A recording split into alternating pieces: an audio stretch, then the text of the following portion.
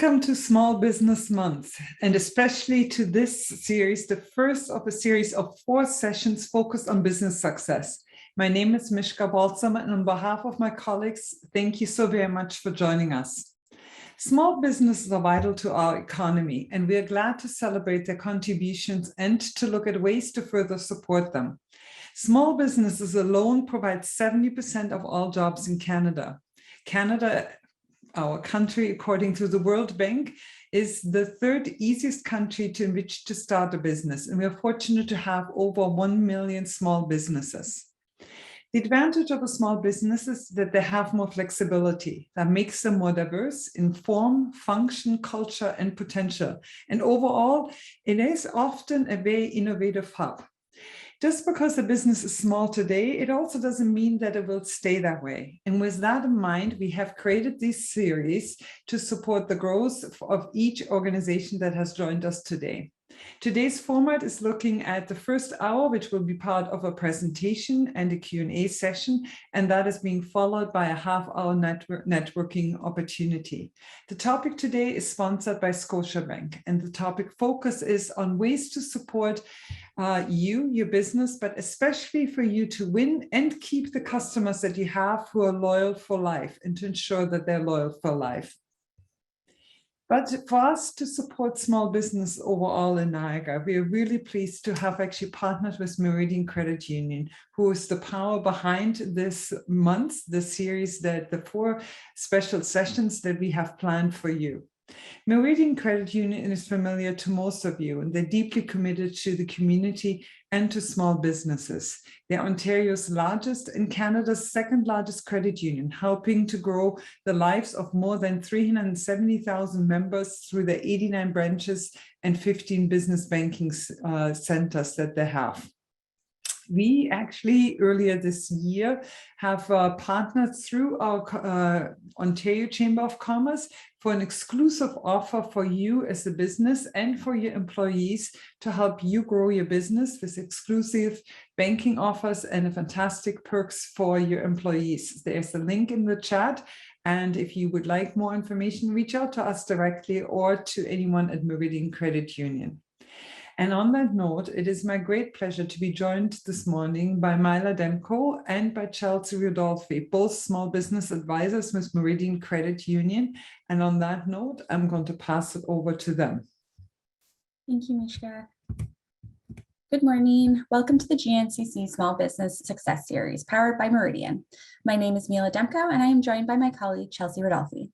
Small to medium-sized businesses make up more than 90% of all Canadian businesses. Meridian exists to help Canadians have a better life, and that includes supporting your business. This is why here at Meridian, every business member has a dedicated small business advisor. Meridian is proud to be recognized as the preferred financial institution for the Ontario Chamber of Commerce. What this means is, as a member of the GNCC, you are eligible for the benefits of this program. If you are a Meridian business member, or would like to become one, we encourage you to check out the details of the OCC Affinity Program. Highlights are reduced account fees, new member signing bonus, and benefits you can pass along to your employees. If interested in having a small business advisor call you to discuss the program, please enter today's draw with your contact information, and we will be sure to get in touch shortly. Now on to the main event. Chelsea Rodolfi can take it over from here. Thank you, Myla. So today's speaker is known for her work in customer experience design and diversity and inclusion. She has worked with hundreds of small to medium business leaders across the globe, ranging from a wide variety of industries. Crystal is highly respected for her unique approach to attracting top talent, engaging employees, and designing customer experiences from the inside out. As the Inside View's Chief Experience Officer, Crystal is an award-winning CX professional, certified international keynote speaker, entrepreneur, and proud football mom.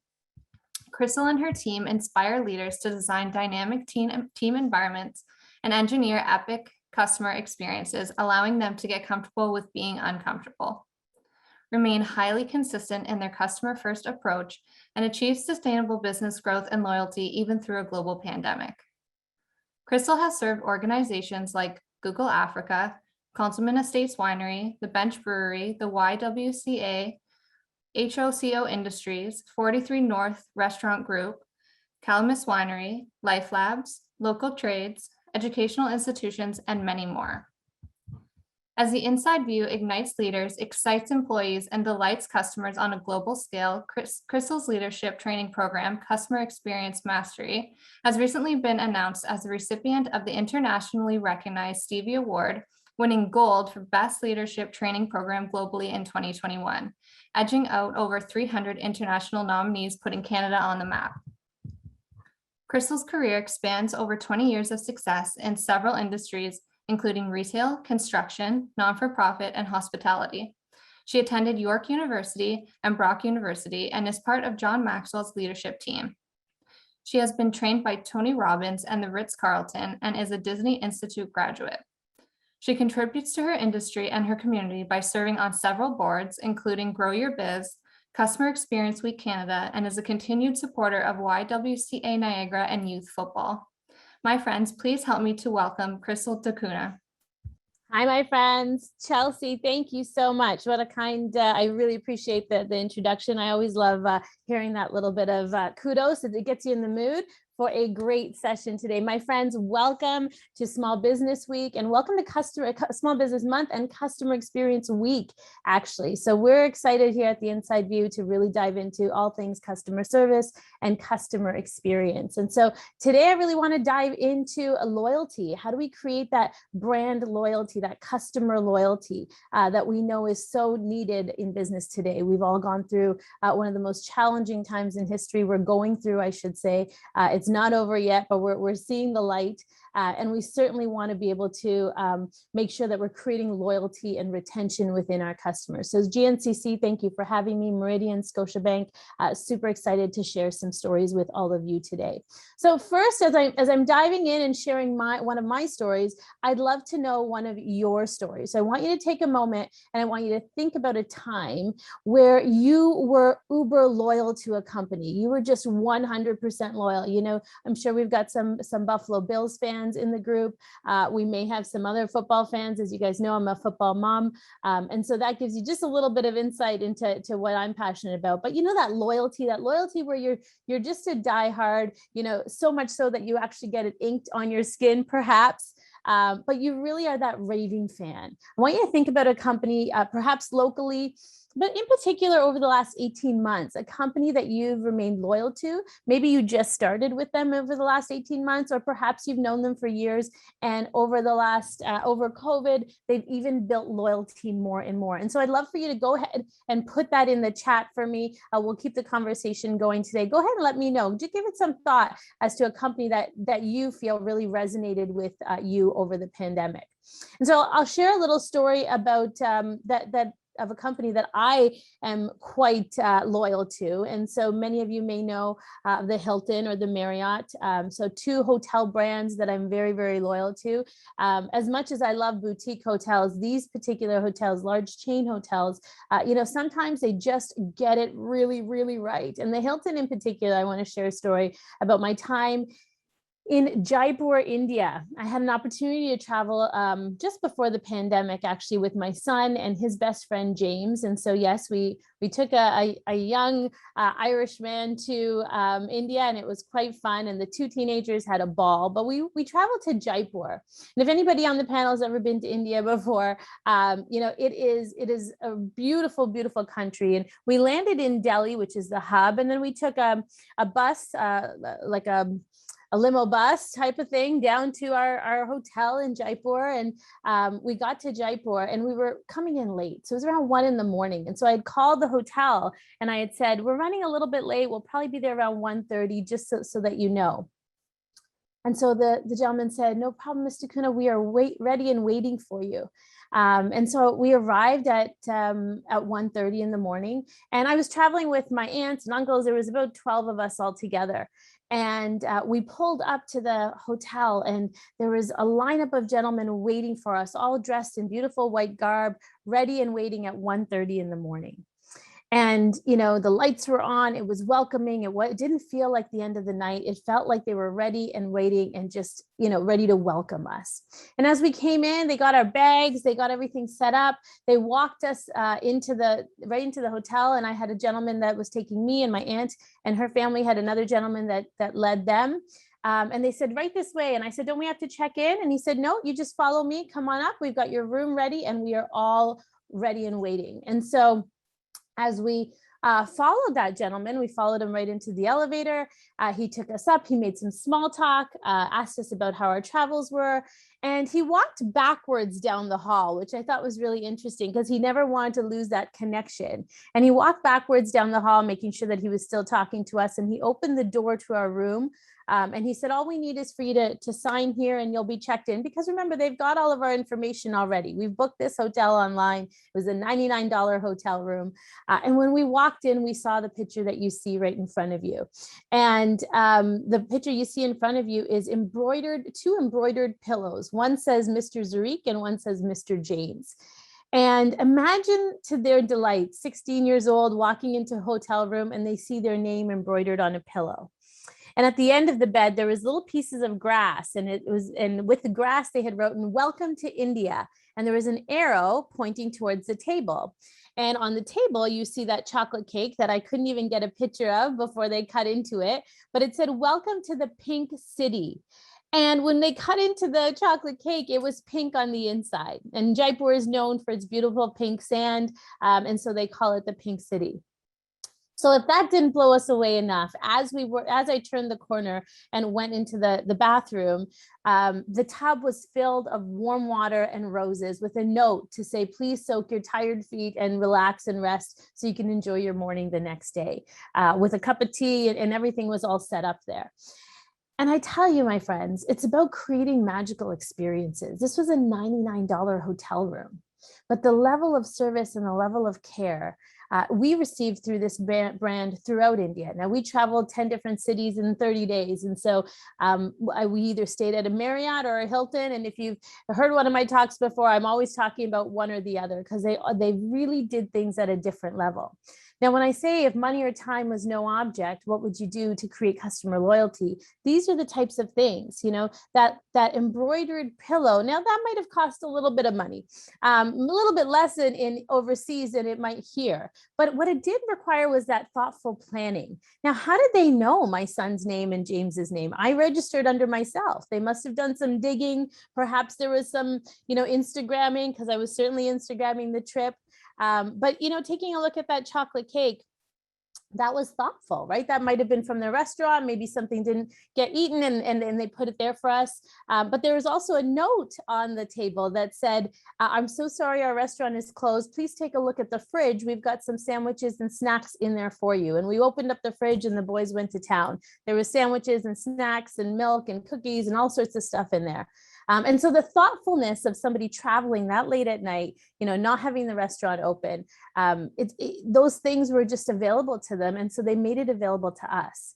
But for the fact that when I was pulling up to that driveway or pulling up to the hotel, somebody was actually filling up that tub with warm water and rose petals.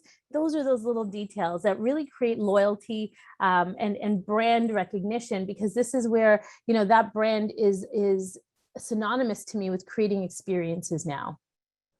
And so taking a look at, I'm going to take a look at the chat, and please go ahead and let me know, my friends, if there's those businesses that you have been loyal to over the last year or so, if not longer. I see Brad saying, my fiance and I got takeout from our favorite restaurant, Fresco's, a lot during the pandemic. Allison says the University of Louisville Athletic Department. I'd love to know that story, Allison, so go ahead and let us know in the chat. And Deepta says, I'm loyal to local restaurants and neighborhoods. Of course, right? We want to make sure that we are staying loyal to those people that care. And it's those little delightful details that really do things differently. And so, you know, thinking about loyalty, what's the difference between that loyal customer and that repeat customer? I'd love to know your thoughts in the chat, my friends. Go ahead and give me your thoughts. What are the difference between the loyal customers and a repeat customer? I'm going to share some differences with you, but before I do, I'd love to know your thoughts in the chat. What do you believe the difference to be? The loyal customers versus repeat customers. All right, go ahead, my friends, not all at once, just one at a time. Go ahead and let me know your thoughts in the chat. And so when I think about loyal customers, right, we're thinking of that loyalty where they come back again and again because they want to, because they only want to be served by you, because they've enjoyed the experience. But now in this world where we're purchasing a lot of things online, it's more transactional as opposed to interactional. And so that is causing more of a repeat customer. We know that there's so many subscription models, right? Doesn't necessarily mean that they are loyal to you, but they're a repeat customer because we may have them on autopilot. We may have them on out of necessity. And so I want you to think about that for a moment. Your customers, are they doing business with you because of loyalty or because of necessity? And if it's a necessity, that's not a bad thing. The challenge with if it's necessity is that if there's somebody else that can feed that need, that can create that necessity and fill that gap and that void, but provides a better experience, and they can actually pinpoint what that experience is like, there's a chance they might move, right? There's a chance that there's no glue there. And so that customer loyalty is where I've got Malivore says, oh, my friends at Malivore, so nice to see you. I'm glad you're here. Repeat is simply a transaction. Loyal customer is about a relationship. Absolutely.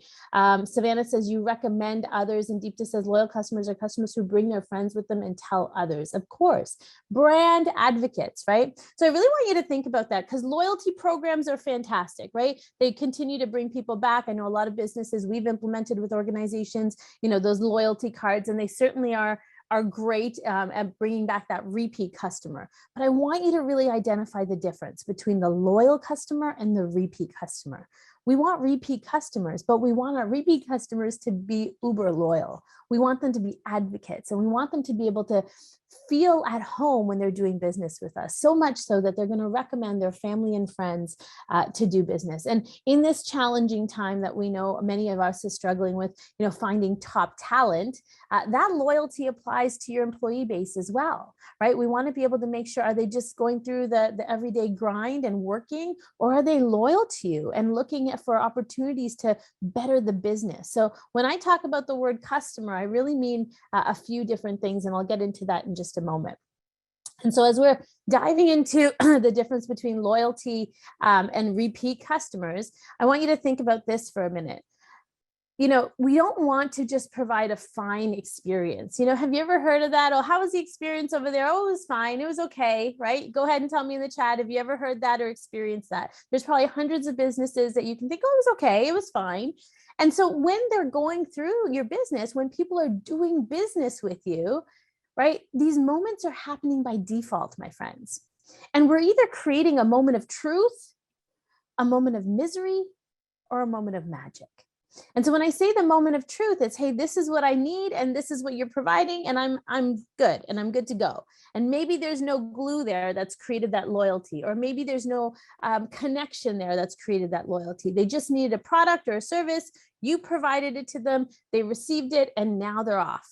Right? There's that moment of truth, the transaction happened. And if they like the product, they may be back. And if they like the service, there's a higher likelihood that they'll be back. Now, moment of misery, and go ahead, just say yes, yes. If you've ever had a challenging customer service experience, go ahead and say yes, yes in the chat. If you've ever had a challenging customer service experience where you have been provided customer service that was not up to your par, go ahead and let me know in the chat. Give me a yes, yes in the chat, because we know that happens, right? We know that organizations don't necessarily see it all the time, right? That moment of misery where you're on the phone with perhaps a cell phone provider or a cable company, or, we hear those often, right? When you're on the phone waiting, and the person needs to put you on hold because they're going to another, have to ask 10 people before they can solve your problem. At the end of the day, that if you are squeaky enough, perhaps you'll get your solution. But that's that moment of misery where there's no need for that. Right? And then there's the Disneys of the world that create those magic moments. When I took my son to Disney, and it was his birthday. And so he had this big pin on him that said, it's my birthday. And my gosh, we had so much free food. Everywhere we went, they gave him a turkey leg, they gave him a funnel cake, they gave him an ice cream cone because it was his birthday. And these were magic moments. He wasn't done the turkey leg before he got a funnel cake. He wasn't done the funnel cake before he got something else. And so it was just these magic moments that were created along the way. Right. And so we want to be able to really identify with our customers where, which moment are they having? Is it a moment of truth where it's, it's exactly what they expect? Is it a moment of misery where it's just below their expectation? Or is it a moment of magic where it's better than they expect? Because the reality is people want digital and self-serve and they want to be able to do things on their own. But, they want them until they don't, right? They want that self-serve until it doesn't work and they look for somebody, and we need to be there to service them. We need to be there to make sure that we're creating that magic moment and loyalty. All right, so again, we want to avoid that whole F word, right? That fine. We don't want to provide a service that's just fine. One other point I'll mention in here is go ahead and let me know in the chat if you've ever written a negative review for a company online. Go ahead and let me know in the chat. Give me a I have in the chat. I have. If you've ever written a negative review for an organization on their review, and if you haven't, say I haven't. Go ahead and let me know. And so I asked that question because more often than none, organizations are looking at their reviews. They've got that 4 out of 5 star reviews, or 5 out of 5 stars, or 3 out of 5 stars, whatever it might be. And they're looking at those reviews. And the people that are not having great experiences, my friends, are often not writing reviews, right? The people that, if you have a negative experience, I've just invested my time with you. I've invested my money with you, and I've had a bad experience. Why do I want to spend another 5 minutes writing a review for you? Even though the review might be challenging, often when people have bad experiences, the last thing they want to do is spend more time with that brand. And so that customer just goes off to the next and you don't even know about it. Right? And so we want to be able to make sure that we're paying attention to that. Just because we've got the 4 or 5 star reviews, they're fantastic. And don't get me wrong, reviews are everything in our new digital age. However, you got to keep in mind that many customers, if they're not happy, they may not leave you that review. They may just move on. And so there's that loyalty that needs to be able to happen, that if you're noticing that that customer hasn't come back, right? Are we measuring that? Is that one of our key performance indicators where we're measuring customer retention and we're noticing that that customer just hasn't come back to us? That's where we want to be vulnerable as an organization and ask. Often we might know the challenges, but we don't want to ask. Go ahead and let me know if that's true, right? That happens with organizations all the time. We know our pain points. We're working with an organization right now that they have really long wait times. They're in the medical industry, and because of COVID, their wait times have gone from 30 minutes to 3 hours.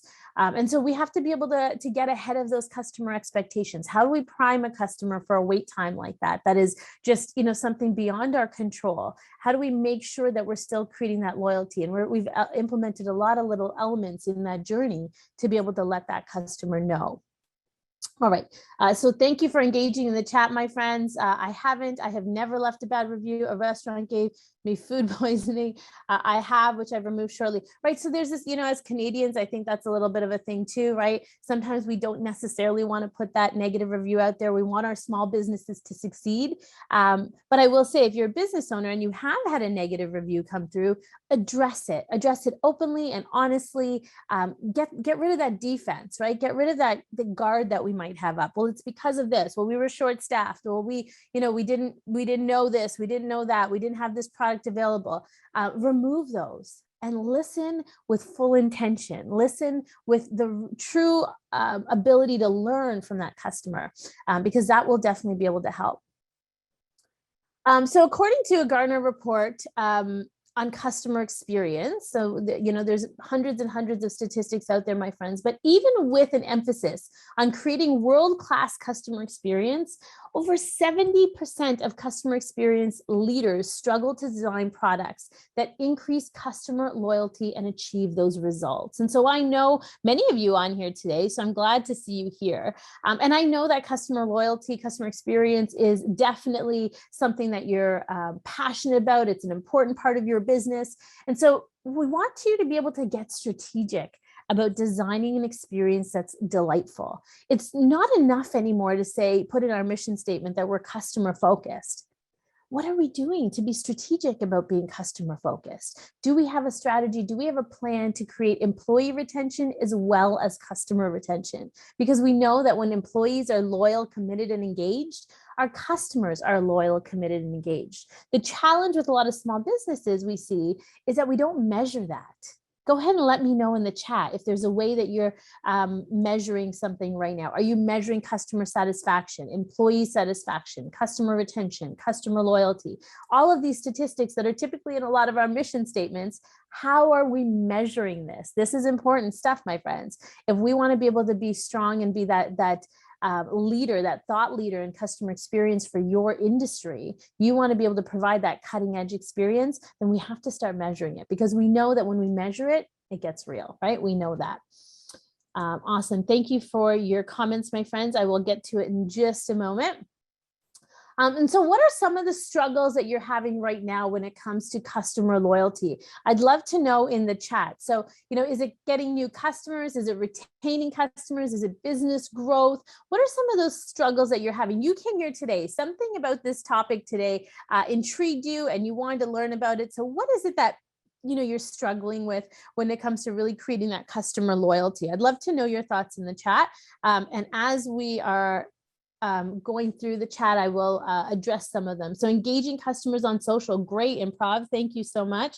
Malawar, I find it difficult to consistently measure. Absolutely. Malawar, you guys do it really, really great. Tammy and her team over there are really focused on customer experience. But until we get strategic around customer experience, right? When I say that word strategic, because if you've ever dived into a strategic plan, or if you ever have, those goals, those measurables, is there a customer experience measurement that you need to put in those top 5 priorities, right? You're measuring sales, you're measuring perhaps marketing dollars, you're measuring all sorts of things, right?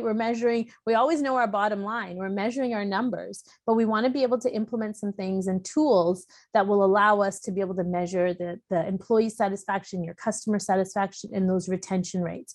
And so Malawar, the idea of this, to be able to make sure it's consistently, it would be your weekly reports, right? Your weekly, monthly reports, that number, those KPIs have to be included in all your other KPIs. It has to be just as important to your leadership team that your employee retention or employee engagement or your customer satisfaction. Those scores are just as important as those sales and revenue numbers, which is a challenge for small businesses, because we're always thinking about those sales numbers, right? I'm a small business, I totally understand that.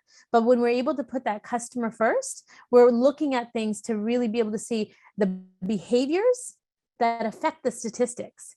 And our behaviors are that we have to be able to really focus on creating those dynamic experiences, which starts with hiring and training and retaining top talent to create those experiences that will be able to give us that result that we're looking for, right? The behavior, it's a cause and effect that we all know so well.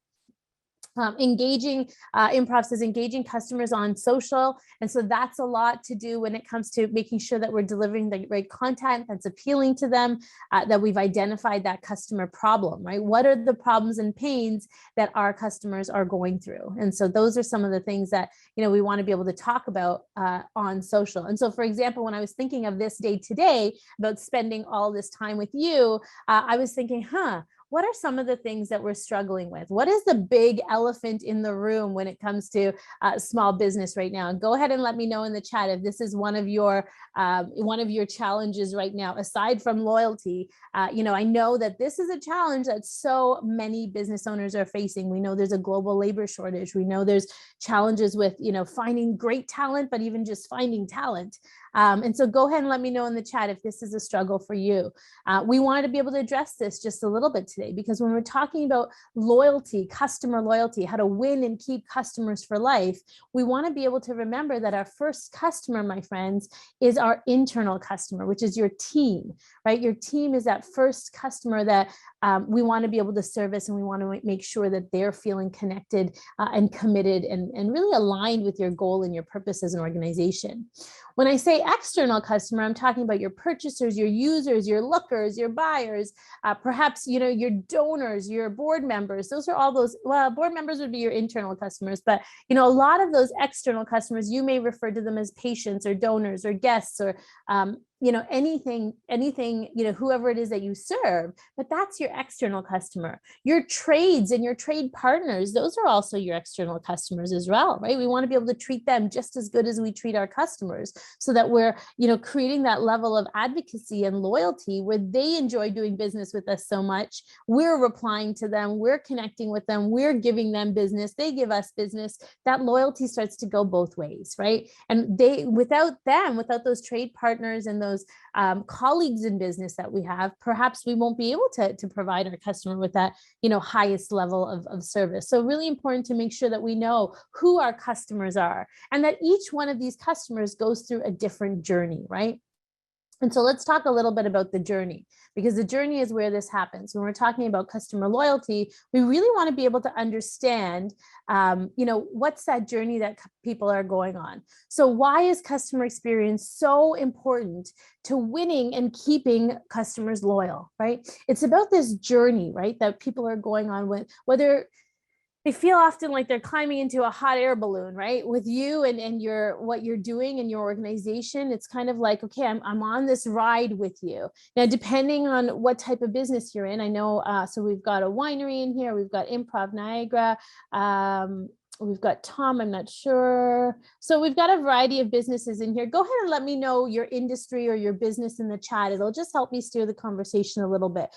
So I have an idea of who's with us. So when you're talking about customer experience and really understanding how we're designing that, we want to be able to make sure that we're understanding the journey that they're going on. So, 6 months before they do business with us, what are they thinking about? Where are they? What are their struggles? While they engage in business with us, what made them engage in business with us? What was the pain that they wanted to solve? And how did they think that we could improve their life? Right? And then once they decide to do business with us, what does that journey look like? Are they engaged the full way through? What's that emotional experience like that they're having with us? And then when they leave, maybe every business has a time when they do have to leave. And are they leaving happy? Are they leaving so that they'll refer others? Are they leaving so that they're loyal and they can continue doing business with us? Are they leaving, if I'm thinking of a winery, if they are come for a wine tour, are they leaving and they're thinking, hey, we want to get married here, and hey, we want to have the baby shower here, and so on. And so all of a sudden you've got this loyalty and retention long term. And so I want you to think just a moment about your customer journey. And it's really about it's a blank slate. I left this as a blank slate for you because I really want you to think, what does your journey look and feel like? What does your customer journey look and feel like? And so if you've got a notepad or note pen or paper out, I'd like you to take a moment to just think about that. What does your customer journey feel like? Right? Thinking about your customer, putting themselves in your shoes, putting yourselves in their shoes, as they're going on that journey with you. What's that emotion that they currently feel like? Not the one that you want them to feel. What's the one that they're currently feeling like? So when they go on your website to book, or when they go on your website to do some research, how are they feeling with that experience? Is it easy for them to give you their money? Is it easy for them to connect with you? Or is it like a government website where we can't find the phone number anywhere? Right? What is it about that experience? And once they decide to connect with you, how does that feel? Does it feel comfortable? Does it feel fast? Does it feel rushed? Do they feel valued and respected? Do they feel like another number? Do they feel like they have to wait because we're so busy that we can't get to them for 2 days? Or our answering machine says we'll get to you in 48 hours, right? What does that experience feel like? And so I shared another example with you here. I was thinking about, this hot air balloon idea. And, the journey of this hot air balloon is first, we're waiting to fill it up, and we're waiting to that whole experience of making sure that, it's safe and they're doing their safety checks, they're filling it up. It takes hours. Go ahead and let me know if you've ever been on a hot air balloon. Go ahead and let me know in the chat. I have. I got to ride in that Remax hot air balloon once. It was quite fun. But right, it was an experience. So it took us about an hour and a half to drive up there. They filled up the air. That was a waiting game as well. Then it was liftoff, right? It was all the technical technical things the gentleman, the pilot was doing to guide and direct us, right? He was pulling the string in and he was just making sure it was safe for us. So that liftoff experience was something else. There's that fear and anxiety that was happening for me because I was like, what am I doing? Am I really doing this? And then as we've gotten to the air and there was this really wonderful view and the journey itself, that was a completely different experience. The fear went away, right? The hustle and bustle of the liftoff was away. I didn't even hear the fact that there was fire above me. All of a sudden, it was magical. All of a sudden, I'm over this beautiful field. It wasn't a canyon, but it was a beautiful field. And, it was just picturesque. And so that journey was beautiful and magical. And the gentleman was telling us all about the little areas, and he was educating us as we were going through this. And then there was the landing, and the landing was a little anxious and anxiety was coming. And I was, what's going to happen? How is this happening? There was fear, but I'll tell you our pilot was so fantastic. He literally told us about how at every stage of the game, what's going to happen next. Be prepared for this. Hey, we want you to have a great experience. We want you to hold on. We want, every little element of what I needed to do. He was already telling us what we were going to experience and what we were going to feel. And so because he was already telling us that, we were ready for it. We were ready for it because he knew those journey steps. He knew what stage of that journey he was on. And that allowed me, that landing experience, as tough or rough as it was, it still allowed me to have a really great experience with that brand because of what they did. And so I want you to think about that. I want you to walk away today with a bit of a tool for yourself. I want you to map out. I want you to take about a couple of seconds, just as I'm sharing another story with you. I want you to start writing down, what are those 4, 6, maybe 8 key stages of your customer journey? So just do a little S on your paper and think of, that initial purchase stage. Perhaps there's a waiting, maybe there's a purchase, maybe there's a leaving. I took this from one of our clients that's got more of a patient as a customer. And so they check in, there's a waiting process, they see the doctor, and then they leave. I mean, there's 100 other steps in between there, but let's keep it simple. We want to be able to really identify those moments of truth. So take a moment now and just go ahead and jot this down. What are some of those 4, 6, maybe 8 steps in your customer journey? I think that's a really important tool for you to walk away with. I can give you all the tools in the world, but this particular tool will give you an idea of starting to analyze each individual moment of truth. So go ahead and take a moment right now and jot that down. And when you're done, say, I'm done. Say I'm done in the chat and let me know. And as you're doing that, I'm going to also share a little bit more with you. So go ahead and let me know in the chat when you've got your journey done. But I also want to give you some food for thought. We map out customer journeys all the time with organizations. We will design a persona that is, your ideal customer. We gather feedback to make sure that persona is actually accurate, and we're not just creating it and crafting it out of nowhere, but it's an accurate persona. And then based on that persona, we're able to design that journey so that it's a real journey. It's exactly what your customer is really going through and the emotional experience that they're going through. Now, listen, I wanted to talk a little bit today about that labor challenge that I know so many of you are having. When I talk about loyalty, I'd be remiss not to think about loyalty when it comes to our employees. And so food for thought is consider mapping out your ideal candidate journey, just like you're mapping out your customer journey right now. I want you to really think about, if you're just creating a job description, my friends, and posting it on Indeed or on Monster, on Workopolis, or all those other sites that are out there, on LinkedIn, you're doing what everybody else is doing. And you know the game, it doesn't work that way. You've got to be cutting edge. You've got to do something different and unique. Now, I'm no HR specialist, and I'm sure there's some really great people. We've got an employment agency and consulting firms out here. And so I know that you guys know HR way better than I do, but I do know people. And I know that if we're able to map out that journey that an ideal candidate is going on, we'll be able to identify where they are.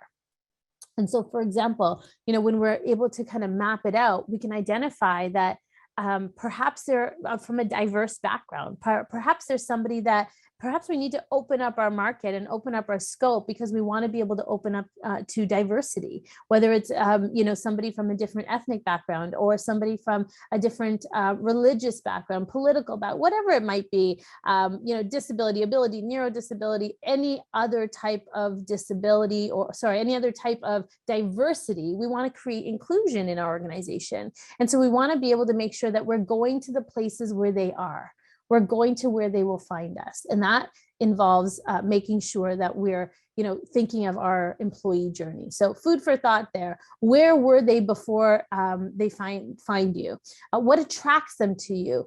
And would you be attracted to you? I love that one. If you were applying for a job, would the position that you're creating, that job description that you've created that might look very similar to many other people's, right? Is that a job that you're attracted to? Right? We want to be able to make our job descriptions fascinating and attractive, because if we're hiring the right people with that right service mindset, I say they should have delight in their eyes, right? Somebody needs to have that magic sparkle that that they're going to be committed to your organization. Your topic or your industry excites them. I was recently switched accounting firms, and I have a new accounting firm, and they are a chamber member, so I'll give them a plug, DDL in accounting. And I'll tell you, I'm not the best when it comes to numbers. I know my sales numbers, I know business numbers, but when it comes to the accounting side of things, it's not my forte. They have led me so beautifully and magically through this process. And I said to the one girl the other day, I said, you know what? You really like your job, don't you? She goes, yeah, I just get so excited with the numbers. I get so excited when I can solve these problems. And I thought, that's it. That's that delight behind their eyes, right? That's that magic and engagement that you've got. Because me, I don't get so excited about those numbers. Now she was so excited. You could hear it in her tone. You could hear it in her commitment. That's loyalty and engagement starting right there, right? And she's relatively new to the organization, but you can see she's got the right elements, that service mindedness, that delightfulness, that she really is passionate about what she's doing. So when you're trying to create that loyalty, I want you to think of that. All right, my last 20 minutes, my friends, I want to give you a couple of key takeaways. And one of them is, this concept of exology. It's about creating an experience through the senses. We want to make sure that when we're retaining and keeping our clients loyal for life, we want to be able to appeal to all their senses throughout that journey and throughout that experience. And using a tool like journey mapping, customer journey mapping, where you can map out that emotional experience, it'll allow you to make sure that you're paying attention to the exology of it, the craftsmanship, the collaboration, the customization. And so when I talk about craftsmanship in particular, I thought I'd get a little cheeky with my images here. It's a little bit more about, are we doing things the way we've always done, or are we getting creative and innovative and unique? We want to make sure that our craftsmanship, a lot of people can build a home. I'll tell you, coming from the construction industry, working as with one of the largest home builders in the area, a lot of people can build a home. And they all do it with really great intentions. They all do it with, their heart is in the right place. Everybody wants to be able to create that beautiful, magical home for people. I'll tell you, and I know so many builders in our region that they want to create a great experience. It's that quality and craftsmanship that will put them over the edge. It's that level of service that will put them over the edge. It's those magic moments that they're able to create that will allow them to be cutting edge against not only their competition, but just against, even the resale market, right? Not only the home builders, but the resale market. And so thinking of that, right? You want to be able to craft a product or a service that's handcrafted and really done with detail and precision. And so that's one of the things, taking a look at your product. You may be selling, something that many people, for example, we have over 230 wineries in Niagara, and now breweries are coming up as well. We've got so many breweries. Now, these are phenomenal businesses that create amazing experiences for people. But what is yours? How is yours going to stand out from the rest? Right? We really want to create some uniqueness around that. And that takes innovation, collaboration. It takes you putting your thinking cap on and giving yourself some time to get creative with this thought process. Collaboration. I mean, what would a presentation be if I didn't talk a little bit about my Beyonce? I thought this is a brilliant collaboration, Beyonce and Adidas. And I want you to think about your small, medium business. Of course, we can't all be Beyonce. She's got her own thing. But, these photos that you see in this picture here, it's interesting. She's selling Adidas running shoes. So I want you to think about that, right? It's the clothing, it's the uniqueness, it's the innovation. Even Adidas, who is known for their 3 stripes, right? That for years and years and years, their brand is known for their 3 stripes, but they're getting innovative. They're kicking it up a notch. And so, the clothes that she's wearing, they're not synonymous with the Adidas brand. You might see the 3 stripes somewhere really small, but it's innovative. It's on another level because she's done that collaboration. And so as a small business, I want you to think about when you're creating that loyalty and you're creating that customer retention program, I want you to think about collaborating with like-minded businesses or businesses that your customer does business with, so that your customer would feel really great about doing business with both of you or 3 of you or more. Right. So thinking about how you can collaborate. There's actually a great local, I just went to the TD Niagara Jazz Festival event this past week. And there's a great collaboration because Cheese Please, which is another chamber member, I believe, who does these great charcuterie boards, she partnered with the TD Niagara Jazz Festival. And so all of a sudden there's that collaboration and those brands are connecting, and I Instagram both of them, and so did other people. And so you start to develop this loyalty from that collaboration, because I went to the Jazz Festival not expecting the Cheese Please charcuterie board, but because I love Cheese Please and I love their brand, all of a sudden the 2 are now connected to me. And so, I was able to do business with both of them, which I really appreciated. Another example I want to share with you is a tried and true Canadian brand, Roots Canada. And so again, I know these are large businesses, my friends, but think about how you can bring these elements within your organization. It's not about, money or time. It's really about intention. Do we have the intention to create these really great experiences? And so Roots has recently, within the last, right before COVID, actually, they've really created a custom workspace. It was really important for them to stand out. They want to be the industry leaders. They are, in fact, the industry leaders. And you're able to actually digitally go and craft your jacket with your name on it and your colors.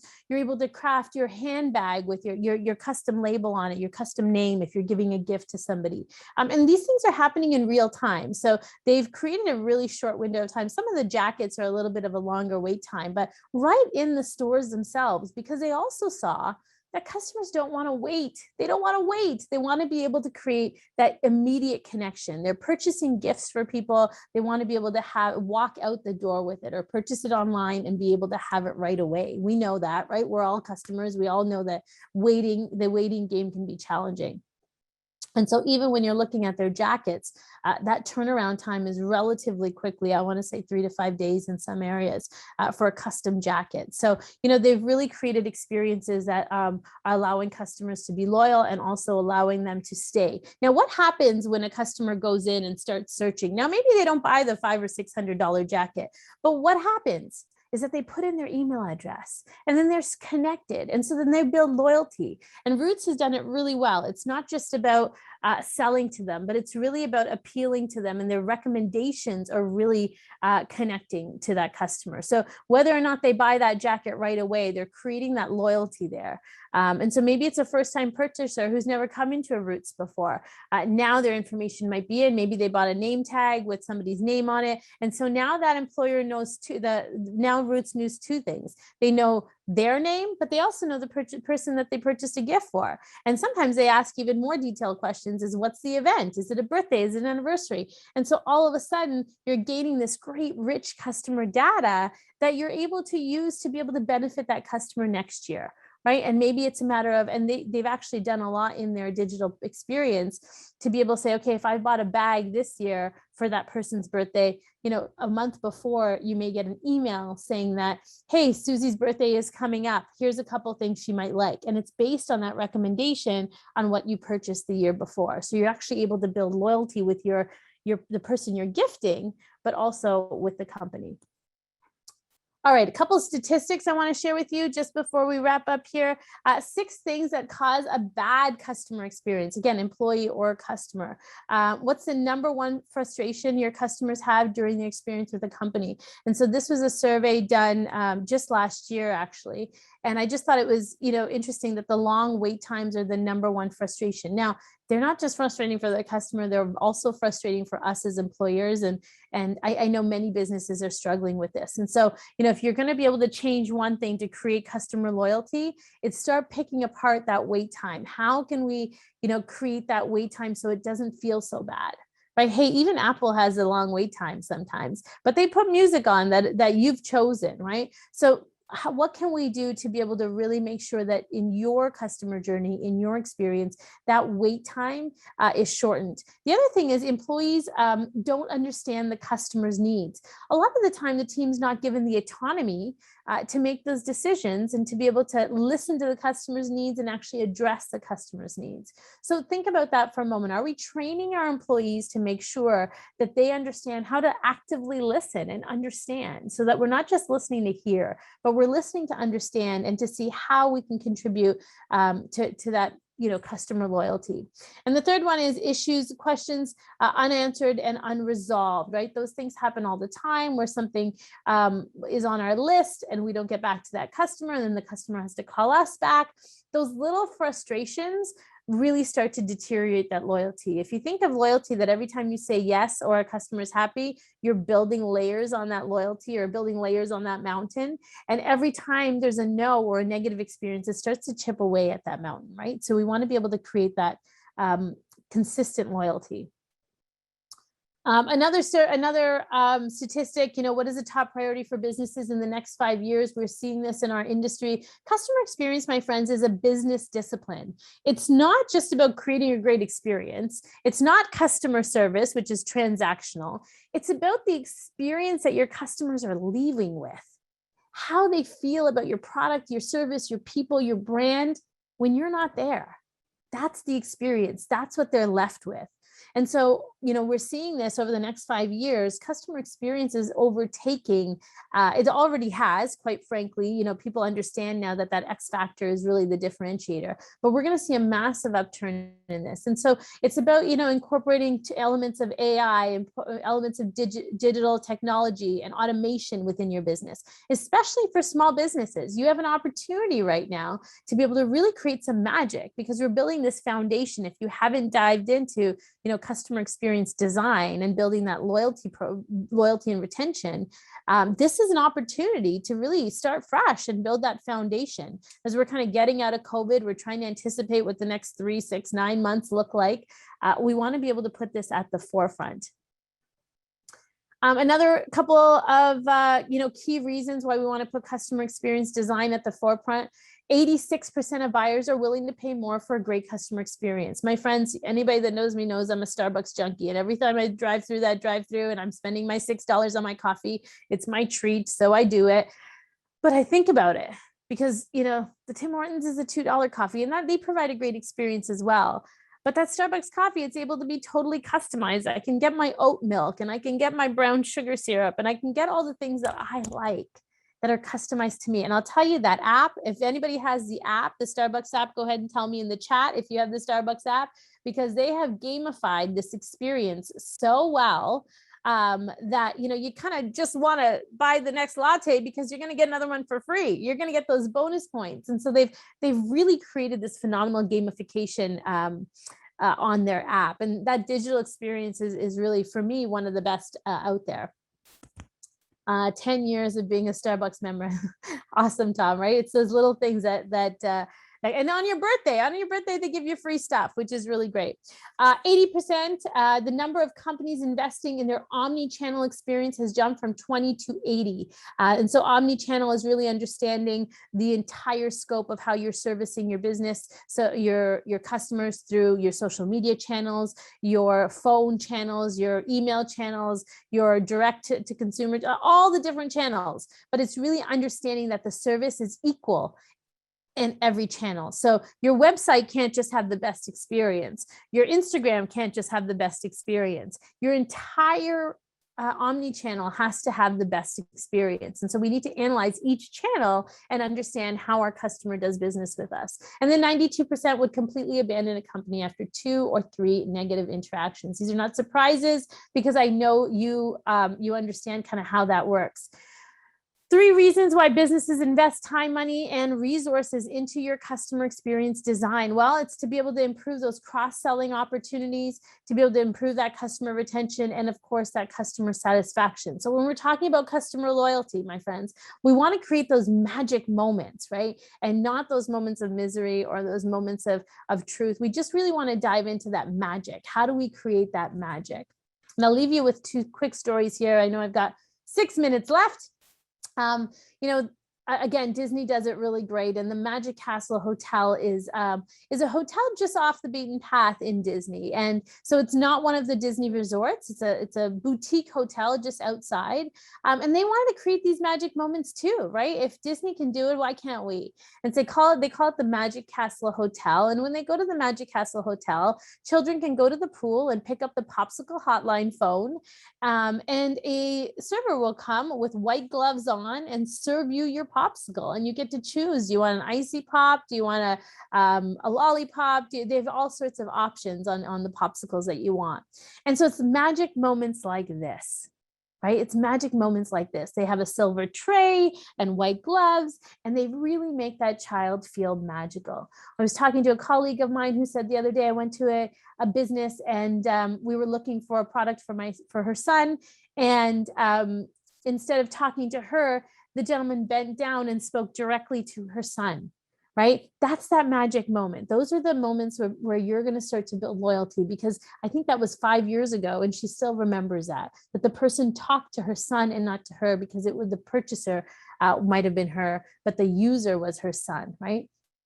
And so thinking about that. And then lastly is Casper Mattresses. You've all seen the mattresses in a box lately. You know, they are blowing things up. And I'm missing. Oh, you guys didn't see my popsicle hotline. I'm sorry. Thank you. There you go. So there's a popsicle hotline. You know, the lady comes over with the white gloves and is able to service the customer. And then lastly, Casper wanted to say, okay, well, who's our ideal customer? Our ideal customer is somebody who's not getting good night's sleep, not somebody who wants a mattress, somebody who's not getting good rest. And what is that person doing in the middle of the night? Well, they're up. They're insomnias, right? They're up all night. They're having trouble sleeping. And so they created a chat bot that literally talks to people that have insomnia, that are up all night. It's called Insomnobot 3000. And they're chatting with them directly so that they can find a mattress that will really improve their life. Remember, my friends, it's not about selling a product or service. It's about how your product or service is going to improve somebody's life. When I was working in the home building industry, I wasn't selling a home. I wasn't selling a house. I was selling a home that was directly going to impact and improve a customer's life.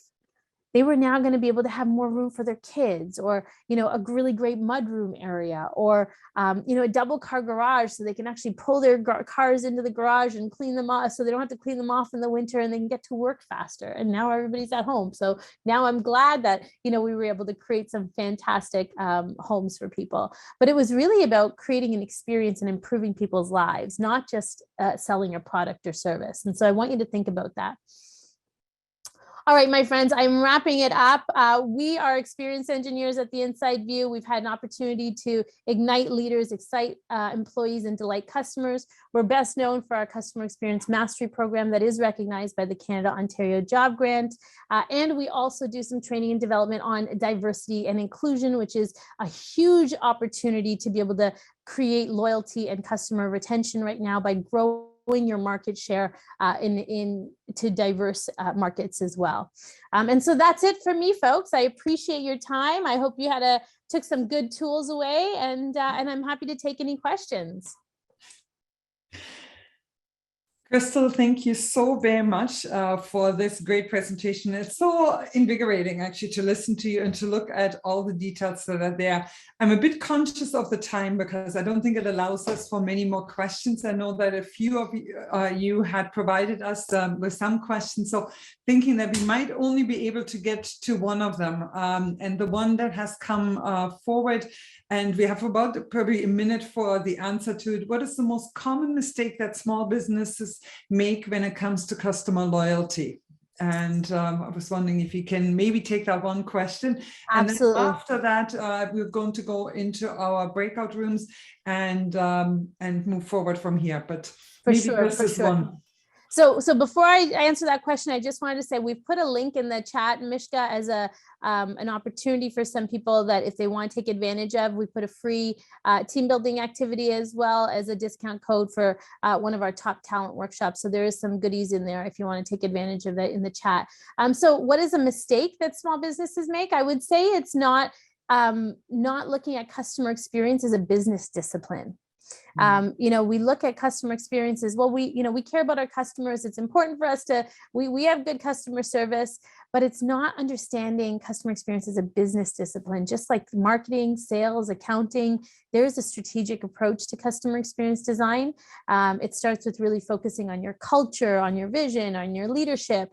And so that would be the number one, is get strategic about it. That's what we do, right? That's how we teach businesses to really get clear on what a customer experience looks like, because the reality is your customer experience is happening by default.